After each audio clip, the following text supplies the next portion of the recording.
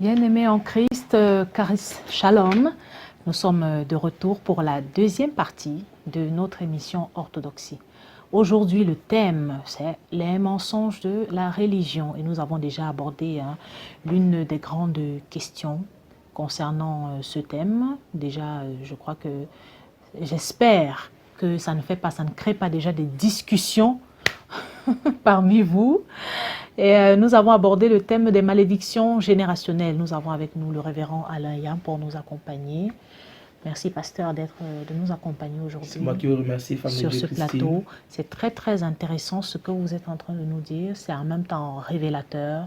C'est en même temps, comment je veux dire, j'utiliserai le terme waouh, parce que je découvre beaucoup de choses que je ne connaissais pas. Et il y a beaucoup de personnes aussi, je reçois même déjà des tweets, je reçois aussi déjà des gens qui font signe, je dis que waouh, mais nous ne savions pas beaucoup de choses, nous sommes en train d'apprendre, donc merci pour la connaissance que vous nous diffusez aujourd'hui dans cette émission. Amen. Alors nous allons continuer sur la question des malédictions générationnelles. Tout à l'heure, nous avons abordé la question en quoi est-ce que les mensonges, les malédictions générationnelles étaient en soi-même des mensonges concernant la religion. Vous nous avez dit que c'était parce que c'était des enseignements qui n'étaient pas orthodoxes, qui n'étaient pas révélés par la Bible. Et au contraire, nous avons lu dans Ézéchiel que Dieu... Ézéchiel chapitre 18. Voilà, Ézéchiel chapitre 18, que Dieu a demandé au peuple d'Israël de ne plus mentionner ce genre de choses. Tout à fait. Parce que c'était un proverbe qui circulait dans le milieu là-bas, dans le milieu juif. L'apôtre Paul dit la même chose encore à Timothée, femme de Dieu, Christine. Et juste tout à l'heure, quand je cogitais, je me suis aussi souvenu d'une parole de Pierre dans les évangiles, où il demandait à Jésus devant l'aveugle de naissance, si c'était, enfin c'est vous qui pouvez nous parler en profondeur de cela. Bon, premièrement, j'aimerais passer par des passages qui sont très clairs, où il n'y a pas à tergiverser. Tite chapitre 3 au verset 9. Paul a parlé premièrement à Timothée dans la première émission, la première partie. Maintenant, Tite chapitre 3 au verset 9. Voilà ce que l'apôtre Paul déclare à Tite. Il dit, mais évite les questions insensées, les généalogies. Oui. Paul appelle les doctrines qui ramènent l'homme dans sa généalogie des questions insensées. Il dit pourquoi? Parce que ça va toujours faire naître des questions auxquelles on ne pourrait pas répondre. Parce que le problème ne vient pas de vos ancêtres, le problème était dans le jardin d'Éden. Et Jésus-Christ, en tant que le dernier Adam eschatos, il a clôturé le premier Adam. C'est par le premier Adam que la malédiction est entrée dans le cosmos, et c'est par le second Adam que la malédiction a été extraite du cosmos. Alors, si par le premier Adam, l'humanité a été introduite dans la mort, par le dernier Adam, l'humanité est sortie de cette mort. Et continuer à prêcher les malédictions générationnelles qui sont venues suite à cause du premier Adam, c'est de dire que l'œuvre du second Adam n'est pas parfaite au point où nous devons prier, nous devons faire des combats de prière pour sortir de certaines malédictions. Christ nous a libérés de toute malédiction et sous toutes ses formes. Amen. Et nous devons recevoir cela uniquement par la foi. Amen. Paul est conscient de ce que nous partageons ce soir. Et il prend la peine de le dire à Tite, dans le chapitre 3, verset 9. Mais évite les questions insensées, les questions de généalogie. Donc, les malédictions générationnelles sont un sujet qui n'a plus lieu d'être prêché dans nos églises. Femme de Dieu, Christine, nous devons savoir une chose, c'est que la croix a apporté une juste séparation entre l'ancienne dispensation et la nouvelle dispensation. Il y a des choses qui étaient permises dans l'Ancien Testament, mais qui après les événements de la croix ne sont plus recevables dans le Nouveau Testament. Il y a des choses qui sont même rédigées dans l'ancienne dispensation, mais qui aujourd'hui ne sont plus orthodoxes. Exemple, la prière des 12 que nous avons vu dans l'émission précédente, dont je crois il y aura des indications en dessous de cette vidéo. Vous pouvez aller regarder cet enseignement. Vous serez certainement très édifiés et ça va compléter un certain nombre de choses que vous êtes en train de recevoir aujourd'hui. Alors, nous devons être d'accord que les apôtres, femmes de Dieu Christine, vous allez voir aucun endroit dans Actes des Apôtres où les apôtres s'en vont délivrer et chasser des malédictions sur des chrétiens. Non, ça n'existe pas. Ça n'existe pas dans le Nouveau Testament. Mais pourtant, ils sont en train de s'adresser à des personnes qui vivaient dans des religions païennes.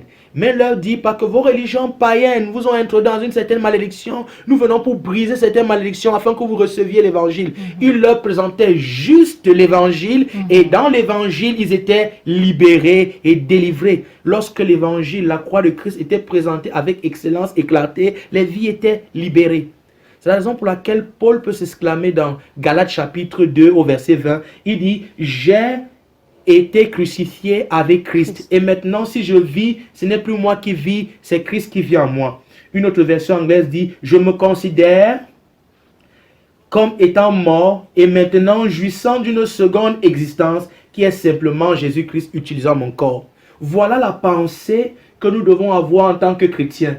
Christ utilise nos corps. La vie que nous vivons n'est plus la nôtre, mais c'est la vie de Christ en nous. Comment une telle vie peut être liée à un arbre généalogique? Comment une telle vie peut être liée aux ancêtres?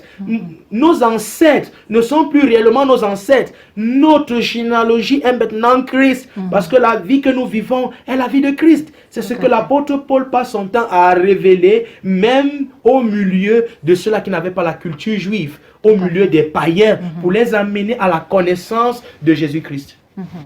Et voyez-vous, l'apôtre Paul a mis un anathème sur tous ceux-là qui ne prêcheront pas en ligne avec les recommandations qu'il a laissées dans le canon.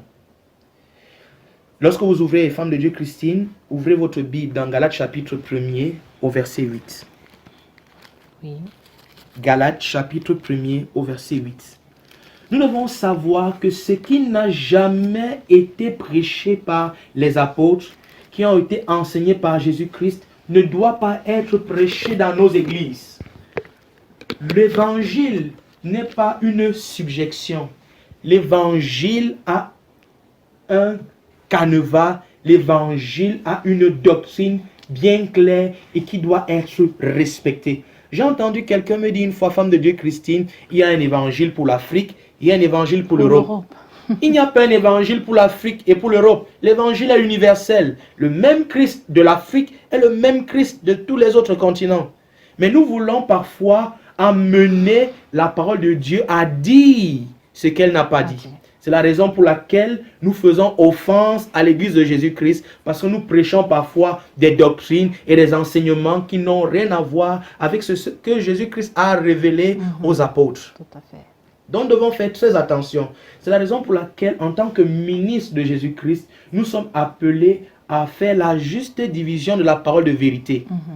Nous devons disséquer la parole de vérité, séparer ce qui est orthodoxe de ce qui n'est pas orthodoxe, séparer ce qui est authentique de ce qui n'est pas authentique. Donc, bien aimé, si ton ministère était un ministère de délivrance, où les malédictions générationnelles sont prêchées, bien aimé, ça c'est ton émission.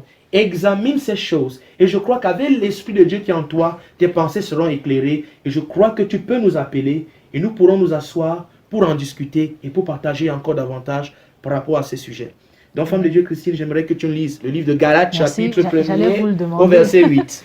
Je m'apprêtais justement à vous demander la permission de lire. Merci. Alors, nous allons lire Galates, chapitre 1, au verset 8. Mais quand nous-mêmes, quand un ange du ciel annoncerait un autre évangile que nous vous avons prêché, qu'il soit anathème. Il dit, quand nous-mêmes, ou un ange venu fraîchement du ciel, vous annoncera un autre évangile que celui que nous avons prêché, que celui que moi, Paul, j'ai prêché, qui soit anathème. Si Paul demande de ne pas prêcher les malédictions générationnelles, Dieu révèle dans le livre d'Ézéchiel chapitre 18 verset 1 à 3 que les pères ont mangé des raisins verts, les dents des enfants ne doivent pas être agacées. Paul nous révèle que si je vis, ce n'est plus moi qui vis, c'est Christ qui vit en moi. Et nous continuons à parler des malédictions générationnelles. Aux hommes qui sont en Christ, nous sommes en train de prêcher un message qui est anathème. Un message qui n'est pas reconnu. Il y a une malédiction qui a été placée par Paul, que même si un homme se levait ou un ange venu fraîchement du ciel prêchait quelque chose de contraire à ce que Paul vient de donner comme recommandation à Timothée et à Tite, ce message est anathème. Amen.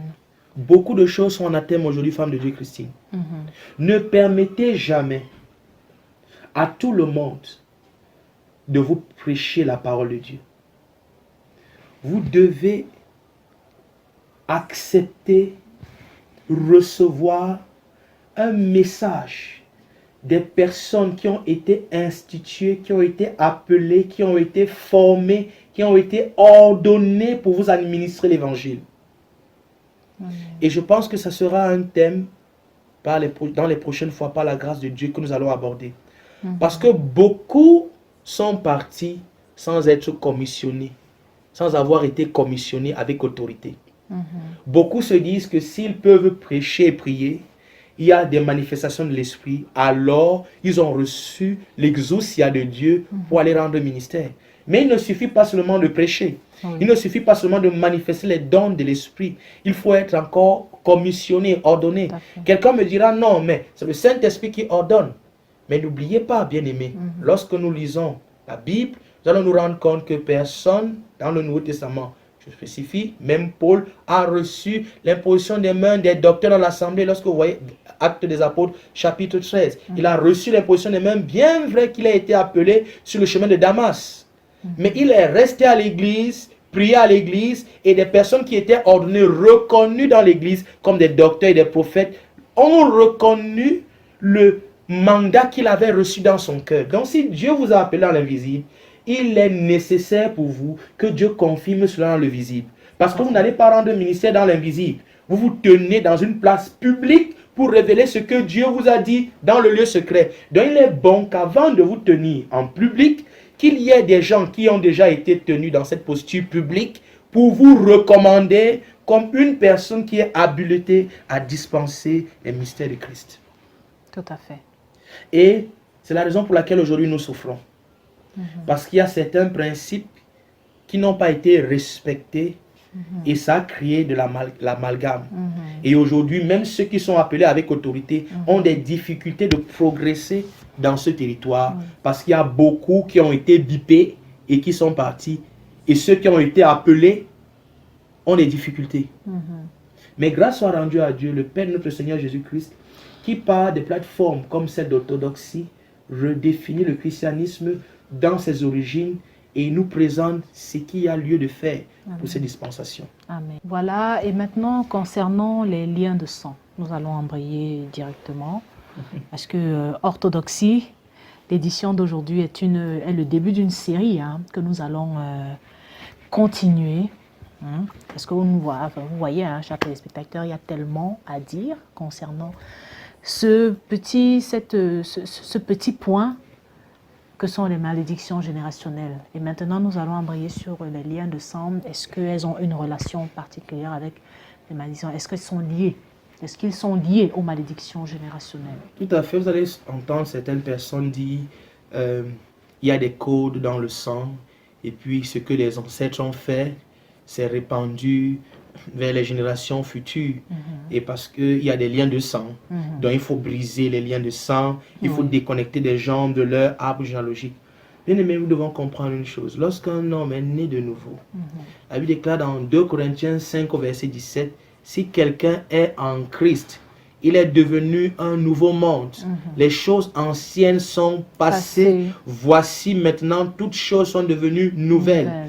Et le mot nouveau, bien aimé, c'est le mot kainos, qui fait référence à quelque chose de neuf et qui ne peut pas être altéré après usage, qui ne peut pas être modifié et qui ne peut pas être corrompu. C'est quelque chose de neuf et qui demeure toujours neuf. Différent de néos, qui fait référence à quelque chose de neuf en relation avec le temps.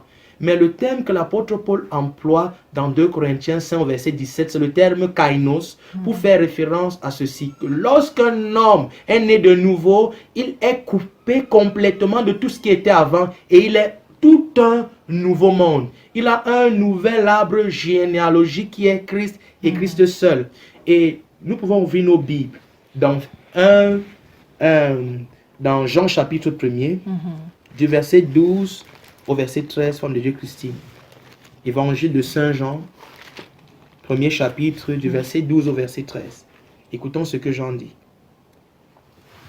Mais à tous ceux qui l'ont reçu, à ceux qui croient en son nom, elle a donné le pouvoir de devenir enfants de Dieu, lesquels sont nés, non du sang, ni de la volonté de la chair, ni de la volonté de l'homme, mais de Dieu. Il dit, mais à tous ceux qui l'ont reçu, à ceux qui croient en son nom, elle a donné, qui la parole, le pouvoir de devenir enfants de Dieu, lesquels sont nés ni du sang, ni de la volonté de la chair, mais de Dieu. Donc lorsque nous sommes nés de nouveau, nous sommes coupés de tout ce qui était comme lien de sang.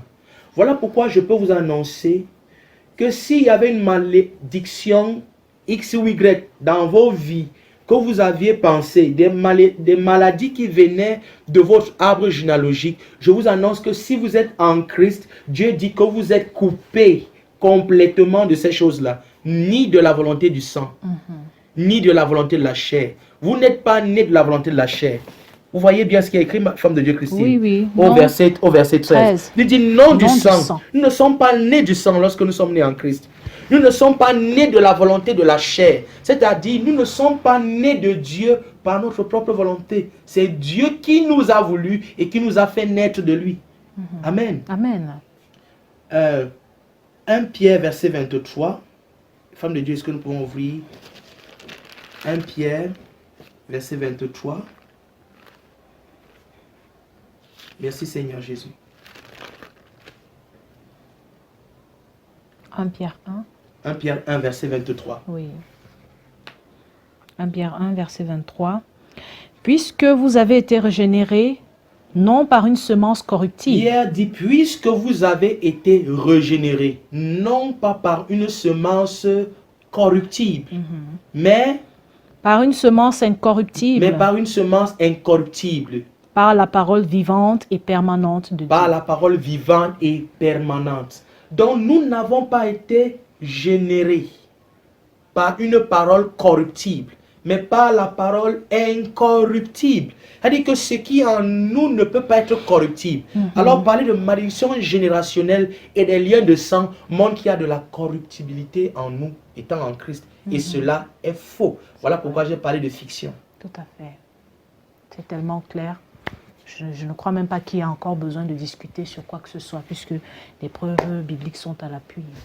Nous devons présenter en tant que l'Église de Jésus-Christ ce qui est juste et ce qui est orthodoxe. Nous ne sommes pas nés du sang. Nous ne sommes pas nés de la volonté de la chair.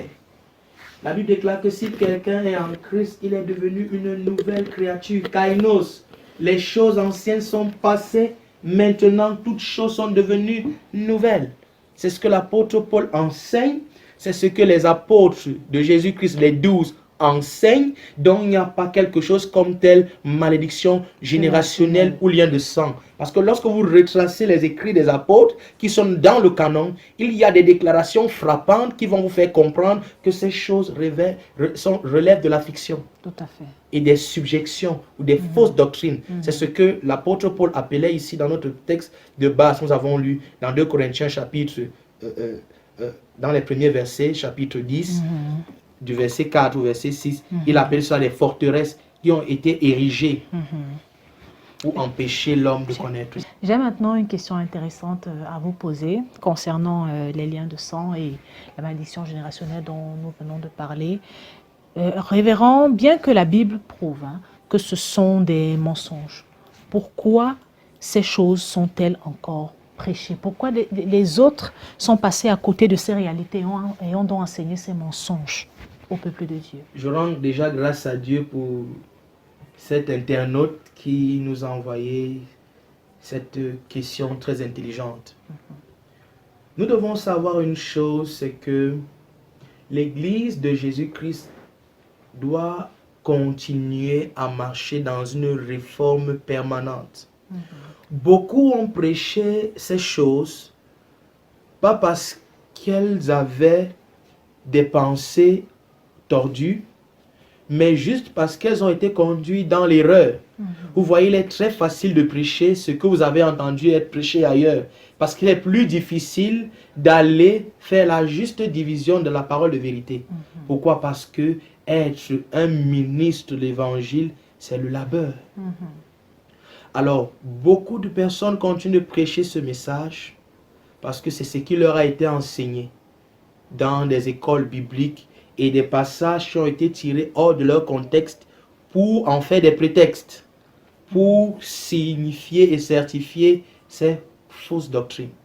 C'est la raison pour laquelle vous allez voir, une fois Jésus-Christ marchait avec les apôtres, ils ont trouvé un homme qui était aveugle de naissance et ils ont demandé à Jésus-Christ, est-ce à cause de son péché ou à cause du péché de ses parents que cet homme est aveugle? Jésus-Christ a répondu d'une manière qui démontrait qu'il n'est pas pour cette doctrine des malédictions générationnelles, en répondant comme suit. Ce n'est ni à cause du péché de ses parents, ni à cause de son propre péché, mais c'est pour que la gloire de Dieu soit manifestée. Ça veut dire que les apôtres avaient dans leur pensée qu'il y avait des choses que les pères pouvaient faire qui allaient être transférées aux enfants. Mais Jésus-Christ vient dire, ce n'est pas à cause de la faute de leur père, mais c'est pour que ma gloire soit manifestée. Je suis venu pour ouvrir les yeux de ceux qui ne voient pas. Donc, en d'autres termes, je suis venu communiquer la révélation à ceux qui ont les yeux ouverts, mais qui ne pouvaient pas percevoir dans l'esprit. Mais lorsque Jésus-Christ prend la parole, il parle de quelque chose au-delà de ce qui lui a été posé comme question par les apôtres. Il vient révéler qu'il est venu ouvrir la compréhension afin que ceux qui marchaient dans les ténèbres puissent maintenant voir. C'est la raison pour laquelle la plupart des miracles de Jésus-Christ, à plus de 50%, il a ouvert les yeux des aveugles. Pour dire, lorsque le Christ vient, il ouvre notre compréhension et nous pouvons voir maintenant clairement les évangiles, comme il nous donne de le faire ce soir dans cette émission par sa grâce. Amen. Donc, ces choses sont toujours prêchées parce que les hommes de Dieu qui sont chargés de faire assurer ce service sont déjà mal enseignés. Oui, et aussi, il est question de ne pas ignorer ceci. Il y a beaucoup de personnes qui se tiennent en posture d'autorité, mais qui font un travail d'antéchrist. C'est-à-dire, ils se tiennent dans les postures de Christ, mais ne révèlent pas Christ. Ils prêchent autre chose que Christ, mettant ici la peur dans les cœurs.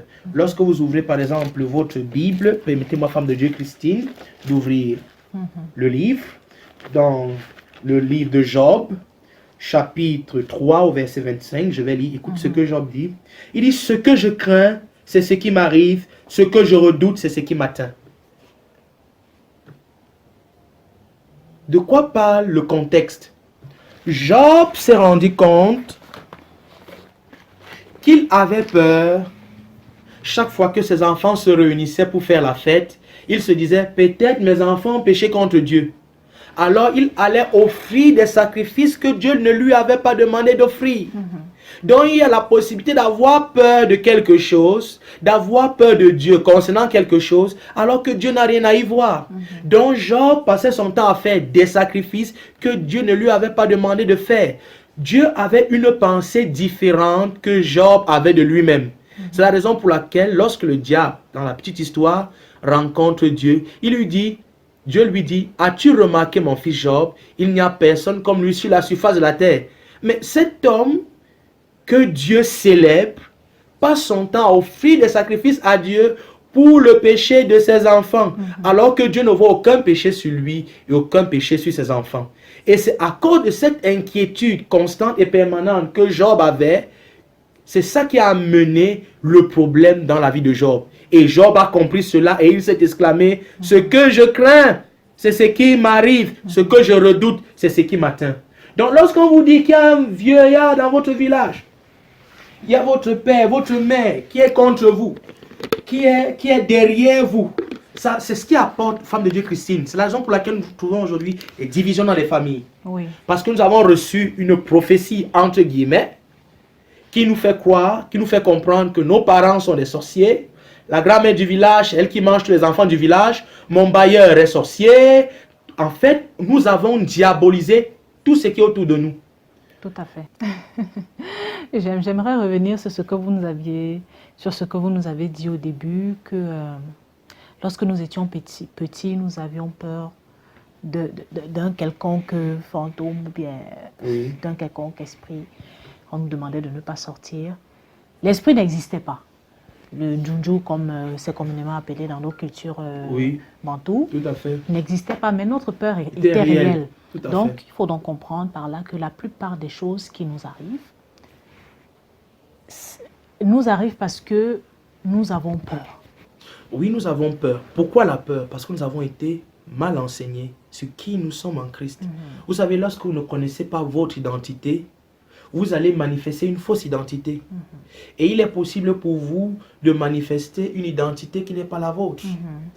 Est-ce que vous savez, Femme de Dieu Christine, que si vous êtes dans un contrôle de police et qu'on vous demande vos pièces d'identité et que vous ne savez pas que vous les avez, vous aurez peur de ce contrôle de police? Tout à fait. Juste parce que vous savez que vous n'avez pas sur vous les papiers.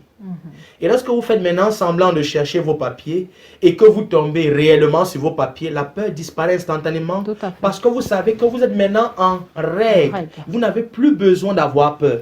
Lorsque l'Église va comprendre qu'elle est en règle à cause, grâce à l'œuvre de la croix de Jésus-Christ, ça sera la fin de beaucoup de débattements, ça sera la fin des combats spirituels. Parce que le réel combat spirituel est le combat de ce que Christ a accompli pour nous, que nous n'avons pas encore vu. Et que nous sommes appelés à appréhender jour après jour lorsque nous marchons dans la révélation de l'Évangile. Amen. Merci. Amen. J'aimerais dire à nos téléspectateurs que nous tirons déjà à la fin de cette émission. J'aimerais, révérend, que vous donniez un dernier mot, entre une façon de parler, un mot par rapport à ceux qui nous écoutent, concernant les sujets qui ont été abordés ce soir. Qu'est-ce que vous avez à dire à ceux qui nous suivent concernant les malédictions générationnelles, concernant les liens de sang qu'ils ont reçus comme enseignement tout au long de leur vie et qui a bâti en eux des forteresses, qui s'est installé dans leur âme et dans leurs esprits, qu'ils méditent chaque jour en pensant qu'il y a quelque chose qui les suit, qu'ils ont été maudits quelque part dans la famille et puis ça suit tous les enfants. Qu'est-ce que vous avez à leur dire? Je ne pourrais pas leur dire quelque chose de plus que ce que les apôtres ont rédigé dans le canon. L'apôtre Pierre nous dit dans 1 Pierre chapitre 1, que nous avons lu tout à l'heure, il dit, nous avons été engendrés non pas par une semence corruptible, mais par une semence incorruptible qui est la parole vivante et permanente de Dieu. Paul déclare dans 2 Corinthiens 5 au verset 17, si quelqu'un est dans le Christ, il est devenu une nouvelle créature. Les choses anciennes sont passées. Maintenant, toutes choses sont devenues nouvelles. L'apôtre Paul révèle encore dans le livre de Galates, chapitre 2, au verset 20, il dit, j'ai été crucifié avec Christ. Et maintenant, si je vis, ce n'est plus moi qui vis, c'est Christ qui vit en moi. L'apôtre Jean déclare dans Jean chapitre 1er, à partir du verset 12 au verset 13, que à ceux qui l'ont reçu, il a donné le pouvoir, Jésus-Christ. Elle a donné le pouvoir, la parole, de devenir enfants de Dieu. Lesquels sont nés ni du sang, ni de la volonté de la chair, mais de la volonté de Dieu. Donc ce que vous devez savoir, bien-aimés, c'est que vous n'appartenez pas à une religion, vous n'appartenez pas à une prophétie d'un pasteur ou d'un prophète quelconque, mais vous appartenez à Jésus-Christ et il vous a révélé aujourd'hui votre position. Marchez dans cette position et manifestez le Christ qui est déjà en vous. Kari Shalom et que Dieu vous bénisse. Merci, révérend Alain Flavien Yamb. Voilà, je crois que c'était le mot de la fin, parce que Orthodoxie, 2e édition, va mettre la clé sous le paillasson. Merci déjà à vous de nous avoir suivis. Merci de nous suivre. Et merci à vous qui êtes constamment abonnés, qui êtes constamment connectés aux émissions, aux enseignements de la Donatus TV. Alors, orthodoxie aujourd'hui c'est fini, mais nous revenons très bientôt. Parce que comme je vous l'ai dit, nous avons commencé une série qui concerne les mensonges de la religion. Et nous aurons toujours avec nous, je l'espère, homme de Dieu, le révérend Alain Flavien Yam pour nous accompagner et pour nous éclairer davantage. N'oubliez pas, chers téléspectateurs, chers fans, chers amis, chers sympathisants, de nous mettre des pouces comme ça en allant sur la chaîne Donatus TV sur YouTube. N'oubliez pas non plus de vous abonner et d'inviter d'autres personnes à nous regarder, à nous suivre. Merci beaucoup pour votre contribution. Merci de nous avoir suivis. Et je suis Christine Yam pour vous servir. Carré Shalom et à très bientôt. Bye bye.